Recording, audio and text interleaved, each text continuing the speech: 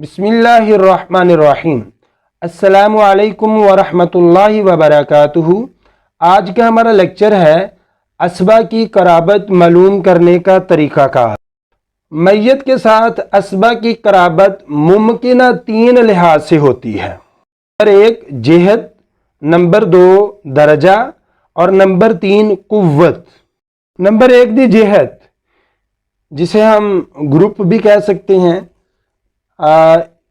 जिहत से मुराद नौइयत नसब है और ये बितरतीब 4 अफराद हैं। नंबर 1 है बनुव्वत, नंबर 2 है अबुव्वत। बनुव्वत में जैसा कि मैंने पिछले लेक्चर में भी ये बतलाया कि बनुव्वत से मुराद बेटा पोता नीचे तक जो भी मुज़क्कर औलाद होगी ये मुराद है। और अबुव्वत से मुराद बाप दादा ऊपर तक।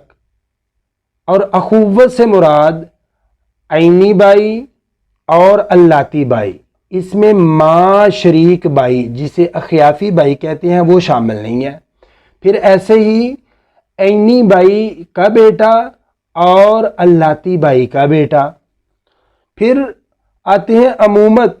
अमूमत के अंदर सगा चचा और बाप शरीक चचा, सगा चचाज़ाद भाई और बाप शरीक चचाज़ाद भाई ये शामिल हैं। अच्छा जी, इसमें पहले ग्रोह का फ़र्द दूसरे ग्रोह के फ़र्द से मैयत के साथ ज़्यादा कुर्बत रखता है। कुरान ने निस्बी रिश्तादारों बनुव्वत, अबुव्वत और अखुव्वत को इसी तरतीब से रखा है और अमूमत का ग्रोह रवायत असबा के तहत आता है, लिहाजा मैंने इनको इस तरतीब से बयान कर दिया है। अच्छा, असबा की कुर्बत मालूम करने का जो दूसरा तरीक़ाकार है ना, वो है दर्जा, जिसे चेन कहते हैं, यानी पुश्तो नस्ल के लिहाज से। पुश्तो नस्ल के लिहाज से मसलन बेटे के बिल मुकाबल पोता दूर की पुश्त का है।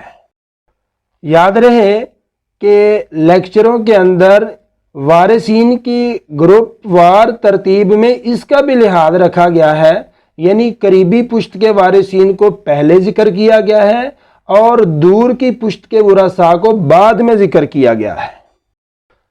असबा की कराबत मालूम करने का जो तीसरा तरीक़ाकार है वो है कुव्वत।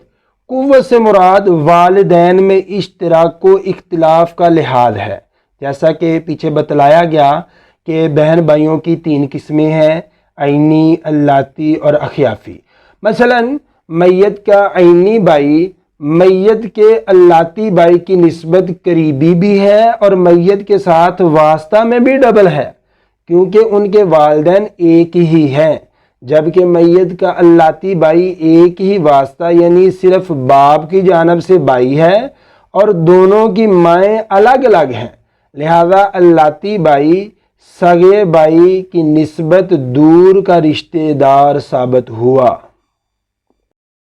मज़कूरा तफसील के एतबार से सबसे करीबी असबा को मालूम करने का ज़ाब्ता ये हुआ कि किसी मैयत के एक से ज़ायद असबा हों तो सबसे पहले जिहत के लिहाज से उसकी नौइयत देखेंगे।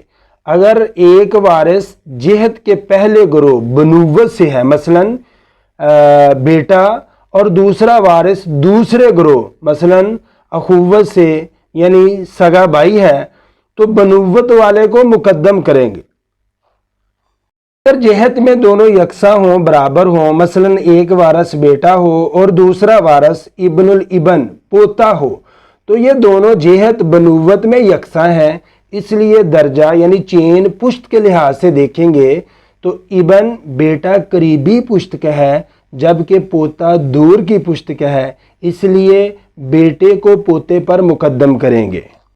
अगर जिहत और दर्जा दोनों में यकसा हो, मसलन एक वारिस सगा भाई और दूसरा वारिस बाप शरीक भाई हो, तो ये दोनों एक ही जिहत अखुव्वत से हैं और एक ही दर्जा पुश्त के हैं, اس لیے یہاں قوت یعنی پاور والدین کے اشتراک و عدم اشتراک کے لحاظ سے دیکھیں گے تو اس اعتبار سے سگے بھائی کو مقدم کریں گے، کیونکہ یہ والدین میں دونوں کے لحاظ سے یعنی ڈبل واسطے سے میت کا رشتہ دار ہے، جبکہ اخن لابن باپ شریک بھائی صرف ایک واسطے سے میت کا رشتہ دار ہے۔ یہاں پر ایک یاد رکھنے کی بات یہ بھی ہے کہ اگر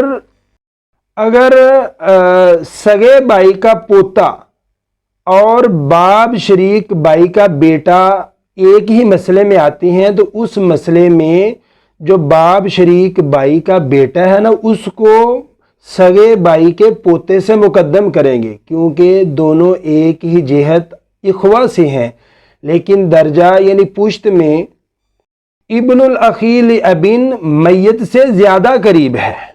ایسے ہی سگے چچا کے پوتے اور باپ شریک چچا کے بیٹے کا بھی یہی معاملہ ہے۔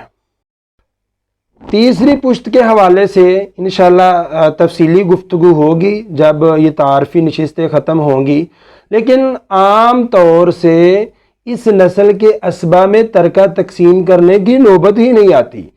اگر ایک سے زائد اسبا جہت و درجہ اور قوت ہر لحاظ سے یکساں ہوں تو باقی مال سب میں تقسیم ہوگا، جیسے دو بیٹے ہوں تو دونوں میں برابر کا تقسیم ہوگا، یہ نہیں کہ بڑے بیٹے کو زیادہ ملے گا یا چھوٹے بیٹے کو زیادہ ملے گا، بڑے کو کم ملے گا، ایسا نہیں ہوگا، بلکہ دونوں بیٹے اسبا ہیں، دونوں کی جہت بھی ایک ہے، درجہ بھی ایک ہے، قوت بھی ایک ہے، لہذا ان کو برابر کا حصہ دیا جائے گا۔